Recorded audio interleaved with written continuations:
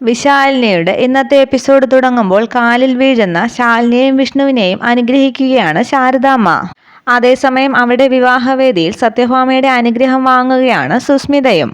അതേസമയം ശാലിനിയുടെ അടുക്കലേക്ക് വന്ന് രാജേശ്വരി പറയുകയാണ്, എടി ചതിയാണ് നീ കാണിച്ചത്, കൊടും ചതി എന്ന് പറയുമ്പോൾ ശാലിനി പറയുകയാണ്, ചതിച്ചത് ഞാനല്ല, ദേ ആ നിൽക്കുന്ന നിങ്ങളുടെ അനിയനാണ് ചതിച്ചത്.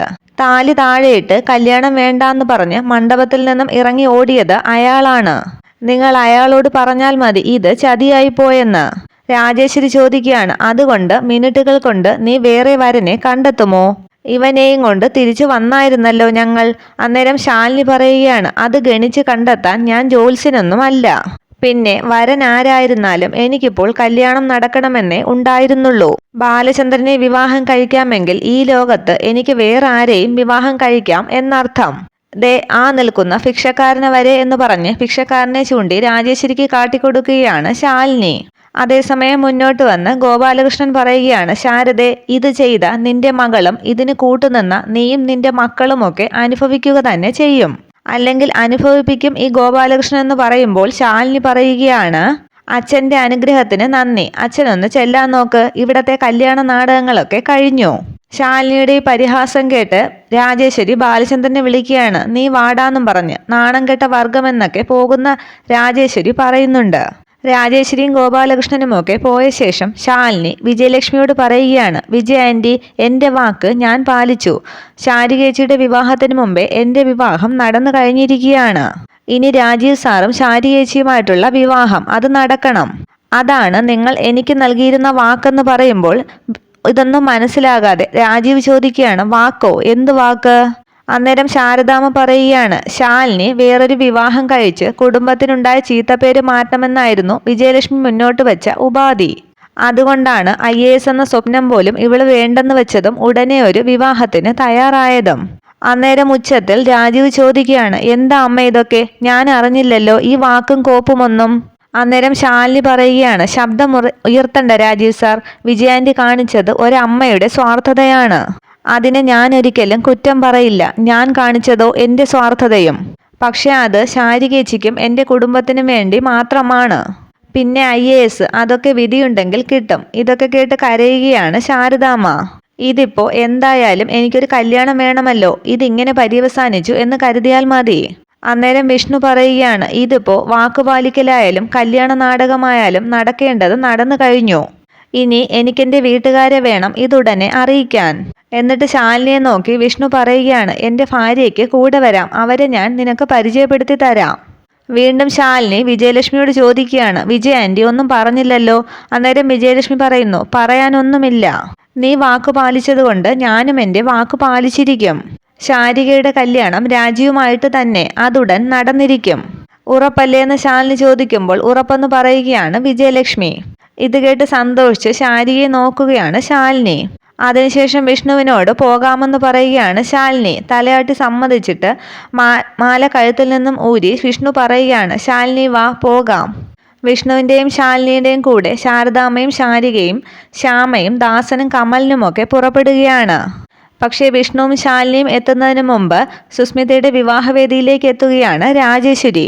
കാറിൽ നിന്നും ഇറങ്ങിയ രാജേശ്വരി സുസ്മിതയുടെയും വിഷ്ണുവിൻ്റെയും ഫ്ലക്സൊക്കെ നോക്കി ഒന്ന് ആസ്വദിച്ച് ചിരിക്കുകയാണ്. അതേസമയം അകത്ത് തിരുമേനി സത്യഭാമയോട് ചോദിക്കുകയാണ്, ഇതെന്താ മുഹൂർത്തത്തിന് സമയമായല്ലോ, പയ്യൻ ഇതുവരെ എത്തിയില്ലേ? സത്യഭാമ പറയുകയാണ്, അവൻ ഇപ്പോൾ വരും തിരുമേനി, വഴിയിൽ ഭയങ്കര ട്രാഫിക് ബ്ലോക്ക് ആണെന്ന് തോന്നുന്നു. അന്നേരം അവിടേക്ക് എത്തിയ രാജേശ്വരി പറയുകയാണ്, അതെ അതെ, അവൻ ഇപ്പോൾ വരും എന്ന് പറയുമ്പോൾ എല്ലാവരുടെയും ശ്രദ്ധ രാജേശ്വരിയിലേക്ക് തിരിയുകയാണ്. സത്യഭാമയുടെ അടുക്കലേക്ക് ചെന്ന് രാജേശ്വരി പറയുകയാണ്, പക്ഷേ ഇവിടത്തെ പുതിയ ചെറുക്കൻ വരുന്നത് വേറൊരു പെണ്ണിന്റെ കൈയും പിടിച്ചുകൊണ്ടാണെന്ന് മാത്രം. അല്പം മുമ്പ് അവൻ താലി കെട്ടിയ പെണ്ണിനെയും കൊണ്ട്. താലി കെട്ടിയ പെണ്ണോന്ന് സത്യഭാമ ചോദിക്കുമ്പോൾ രാജേശ്വരി പറയുകയാണ്, അതെ, അല്പം മുമ്പ് നിങ്ങൾ ഇറക്കിവിട്ട അമ്പലത്തിൽ വെച്ച് വിഷ്ണുവിന്റെ കല്യാണം നടന്നു. ഇത് കേട്ട് ഞെട്ടുകയാണ് സുസ്മിതയും സരളയും സത്യഭാമയും രാഘവൻ നായരും ഒക്കെ. അമ്മ അറിഞ്ഞിട്ടുണ്ടാകില്ല മകന്റെ കല്യാണ വാർത്ത എന്ന് അറിഞ്ഞതുകൊണ്ട് തന്നെയാണ് പൈലറ്റ് വാഹനത്തിൽ ഞാൻ ഇങ്ങോട്ടത്തേക്ക് പോന്നത്. അവനിൽ നിന്നും താലിഭാഗ്യം കാത്തിരിക്കുന്ന ഈ സുസ്മിത പെണ്ണിന് വല്ല റെയിൽവേ ട്രാക്കിലോ കുളത്തിലോ പോയി ആത്മഹത്യ ചെയ്യാം. രാജേശ്വരിയുടെ സംസാരം കേട്ട് സത്യഭാമ പറയുകയാണ്, ചി നിർത്തടി, നീ പല പ്രാവശ്യം എൻ്റെ മക്കളെക്കുറിച്ച് അപഖ്യാതി പറഞ്ഞിട്ടുണ്ട്. അന്നൊക്കെ നിന്റെ ചെകിട്ടത്താണ് അതിനുള്ള സമ്മാനം ഞാൻ തന്നിട്ടുള്ളത്. ഇപ്പോഴും നീ അത് ഈ നാട്ടുകാരുടെ മുൻപിൽ വെച്ച് നീ വാങ്ങാൻ നിൽക്കരുതെന്ന് പറയുകയാണ് സത്യഭാമ. രാജേശ്വരി പറയുകയാണ്, ഡയലോഗും വീര്യവും ഒക്കെ നല്ലതാണ് സത്യഭാമേ, പക്ഷേ ഞാൻ പറഞ്ഞത് അപഖ്യാതിയാണോ ഖ്യാതിയാണോ എന്നുള്ളതൊക്കെ ഇപ്പോൾ തന്നെ അറിയാമല്ലോ നമുക്ക്. ബ്ലേഡ് സത്യഭാമയുടെ ഖ്യാതിക്ക് തിലകം ചാർത്തുന്ന സമ്മാനവുമായി മകൻ ഇപ്പോൾ തന്നെ ഇവിടേക്ക് വരും. അത് കണ്ട് 2 കൈ നീട്ടി സ്വീകരിച്ചിട്ട് മതി രാജേശ്വരിക്ക് നൽകുന്ന സമ്മാനത്തെക്കുറിച്ച് ആലോചിക്കാൻ. ആ സമയത്ത് തന്നെ വിഷ്ണുവിന്റെ വണ്ടി അവിടേക്ക് എത്തുകയാണ്. വണ്ടിയിൽ നിന്നും ഇറങ്ങുന്ന ശാലിനി കാണുന്നത് സുസ്മിതയുടെയും വിഷ്ണുവിന്റെയും വിവാഹ ഫ്ലെക്സ് ആണ്. അത് കണ്ടെന്ന് ഞെട്ടുകയാണ് ശാലിനി അത് കണ്ടെന്ന് വിഷ്ണു മനസ്സിലാക്കുന്നു. ഇവിടെ എന്താന്ന് ശാലിനി ചോദിക്കുമ്പോൾ ഇവിടെയാണ് എൻ്റെ ബന്ധുക്കാരെന്ന് പറയുകയാണ് വിഷ്ണു. ശാലിനി വാ എന്ന് പറഞ്ഞ് ശാലിനിയുടെ കൈ പിടിച്ച് മുന്നോട്ട് നടക്കാൻ വിഷ്ണു ശ്രമിക്കുമ്പോൾ പെട്ടെന്ന് വിഷ്ണുവിന്റെ കയ്യിൽ കയറി പിടിക്കുകയാണ് ശാലിനി. എന്നിട്ട് ചോദിക്കുകയാണ്, നിങ്ങളും സുസ്മിതയുമായിട്ടുള്ള വിവാഹം നടക്കാനിരിക്കുകയായിരുന്നോ? പക്ഷെ സത്യഭാമ പറഞ്ഞത് അവരുടെ മകൻ എന്ന് പറയുമ്പോൾ ശാലിനിയുടെ കയ്യിൽ മുറുകെ പിടിച്ച് വാ എന്ന് പറഞ്ഞ് ശാലിനിയെ മുന്നോട്ട് വലിക്കുകയാണ് വിഷ്ണു. അന്നേരം അകത്ത് രാജേശ്വരിയോട് സത്യഭാമ തർക്കിക്കുകയാണ്, മതി രാജേശ്വരി, നിന്റെ ഈ നാടകം കളിക്കലൊക്കെ. സത്യഭാമയുടെ മകൻ വിഷ്ണു ഒരിക്കലും വിശ്വാസവഞ്ചന കാണിക്കില്ല. സുസ്മിതയെ വിഷ്ണു വിവാഹം കഴിക്കും എന്നുള്ളത് സത്യഭാമ സരളയ്ക്ക് നൽകിയ വാക്കാണ്. മരിക്കേണ്ടി വന്നാലും ഈ അമ്മയ്ക്ക് വേണ്ടി ആ വാക്ക് അവൻ പാലിച്ചിരിക്കും എന്ന് പറയുകയാണ് സത്യഭാമ. ഈ നിൽക്കുന്ന സുസ്മിതയാണ് അവന്റെ പെണ്ണ്, സുസ്മിത മാത്രം എന്ന് പറയുകയാണ് സത്യഭാമ. അന്നേരം അകത്തേക്ക് ശാലിനിയുടെ കൈയും പിടിച്ച് വന്നു നിൽക്കുന്ന വിഷ്ണുവിനെ ചൂണ്ടി രാജേശ്വരി ചോദിക്കുകയാണ്, അപ്പോ പിന്നെ അതോ? വിഷ്ണുവിനെയും ശാലിനിയെയും കണ്ട് ആകെ അന്തിച്ചു നിൽക്കുകയാണ് സത്യഭാമ. അന്നേരം ശാലിനി വിഷ്ണുവിനോട് ചോദിക്കുകയാണ്, ഇവിടേക്ക് എന്തിനാ നിങ്ങൾ എന്നെ കൊണ്ടുവന്നത്? ഇവരുമായിട്ട് നിങ്ങൾക്ക് എന്താ ബന്ധം? അതേസമയം തൊട്ടു പിന്നാലെ തന്നെ ശാരദാമ്മയുടെ വണ്ടിയും അവിടേക്ക് എത്തുകയാണ്. ശാലിനിയെ കണ്ട് ഇവളോന്ന് ചോദിക്കുകയാണ് സത്യഭാമ. അന്നേരം രാജേശ്വരി ചോദിക്കുകയാണ്, പറഞ്ഞു നാവ് വായിലേക്ക് ഇട്ടതല്ലേ ഉള്ളൂ സത്യഭാമേ, വിഷ്ണുവിന്റെ പെണ്ണ് സുസ്മിത മാത്രമാണെന്ന്. അപ്പോ പിന്നെ അവൻ കൈപിടിച്ചു നിൽക്കുന്ന ആ പെണ്ണ് ഏതാണ്? ആർക്കെങ്കിലും മനസ്സിലായോ അതാരാണെന്ന് സദസ്സിലൊക്കെ നോക്കി ചോദിക്കുകയാണ് രാജേശ്വരി. ആകെ കലിതുള്ളി. അന്നേരം വിഷ്ണു എന്ന് ഉറക്കെ വിളിക്കുകയാണ് സത്യഭാമ. അമ്മയുടെ വിളി കേൾക്കുകയാണ് വിഷ്ണു. അമ്മയെന്ന് വിഷ്ണു വിളിക്കുമ്പോൾ ആകെ ഞെട്ടിത്തരിച്ച് വിഷ്ണുവിനെ നോക്കുകയാണ് ശാലിനി. അമ്മയോന്ന് ചോദിക്കുകയാണ് ശാലിനി. അതിനുശേഷം ശാലിനി മുമ്പൊക്കെ സത്യഭാമയുടെ വീട്ടിൽ വെച്ച് വിഷ്ണുവിനെ കണ്ടിട്ടുള്ള കാര്യങ്ങളൊക്കെ ഓർക്കുകയാണ്. അന്നേരം വിഷ്ണുവിനെ നോക്കി ശാരദാമ്മ ചോദിക്കുകയാണ്, ഇവൻ സത്യാമ്മയുടെ മോനാണോ? ശാലിനിയുടെ കൈ പിടിച്ച് സത്യഭാമയുടെ അടുക്കലേക്ക് ചെല്ലുകയാണ് വിഷ്ണു. എന്നിട്ട് പറയുകയാണ്, അമ്മയും അച്ഛനും എന്നോട് ക്ഷമിക്കണം, എൻ്റെ വിവാഹം കഴിഞ്ഞു എന്ന് പതിയെ പറയുകയാണ് വിഷ്ണു. ഇതാണ് ഞാൻ താലി കെട്ടിയ പെൺകുട്ടി ശാലിനി, കുടുംബശ്രീ ശാരദയുടെ 2ാമത്തെ മകൾ. ശാരദാമ്മയെ ഒന്ന് നോക്കിയിട്ട് സുസ്മിതയെ ചൂണ്ടി സത്യഭാമ ചോദിക്കുകയാണ്, അപ്പോ പിന്നെ ഈ നിൽക്കുന്നത് ആരാടാ? ഇവൾ എന്തിനാ ഈ വേഷം കെട്ടി ഇവിടെ വന്ന് നിൽക്കുന്നത്? ആൾക്കാരെ വിളിച്ചുകൂട്ടി പുലികളി നടത്താനാണോ? നിശ്ചയം കഴിഞ്ഞ് വിവാഹമെന്ന് തീരുമാനിച്ചപ്പോൾ അത് വേണ്ട, ഉടൻ കല്യാണം വേണമെന്ന് ശഠിച്ചത് ആരാണ്? നീ ഒരൊറ്റയാൾ പറഞ്ഞിട്ടാണ് ഇത് പെട്ടെന്നിങ്ങനെ തിടുക്കിക്കൂട്ടി ഉണ്ടാക്കിയതൊക്കെ.